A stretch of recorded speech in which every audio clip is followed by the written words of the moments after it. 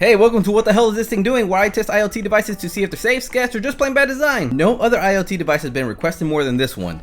Philips Hue. I was not expecting the way this one turned out, and there's some serious issues here, so make sure to watch till the end. Now, Hue's works different than other IoT devices, so every bulb doesn't use Wi-Fi. So the only thing that's on your network is the hub, so that's where I'll be getting my data from today.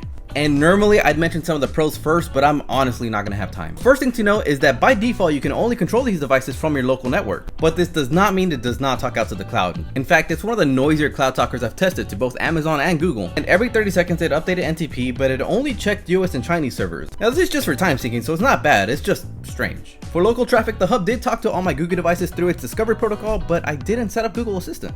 And the traffic between my phone and the hub was encrypted, but I can't say the same for the traffic going out to the internet. So this was a red flag. Why is so much of Hue's traffic going out port 80, which is not encrypted? Well, let's look at what traffic isn't encrypted, because that really matters. And excuse me, what? Yeah, that's the SSO token and the authentication in the clear. Also the serial, nonce, and other information used to generate this. Okay, but maybe it cycles the keys often. Nope, authentication cycles every 4 hours, but the SSL token was the same. Actually, the token didn't change till the next day. But even if it did, why would any of this be in the clear?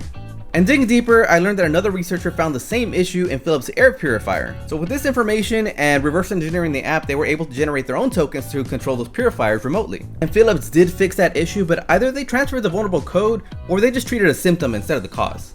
And on top of all that, there was also debugging information sent in the clear, and I'm pretty sure this is a memory dump. Needless to say, none of this should be unencrypted, and I don't think it's intentional because all of the local traffic was encrypted, so why not the internet traffic? I wanted to talk on how someone hacked Zigbee and was able to control devices remotely from a drone flying by, or how Checkpoint was able to load malicious firmware onto the bulb, which then hacked the hub, which then executed code on your PC. But those vulnerabilities were from a few years ago, and it should have been patched already and required proximity. Though since Hue's uses a bunch of open source technology that they don't manage, which is kinda sus coming from one of the most expensive IoT products. I am really hesitant to think that there isn't plenty more to be discovered. This was supposed to be the better way of doing IoT because there's only one device that's on your network. But when that single point of failure fails, well then, what the hell is it doing? Anyway, hope that helps. Thanks.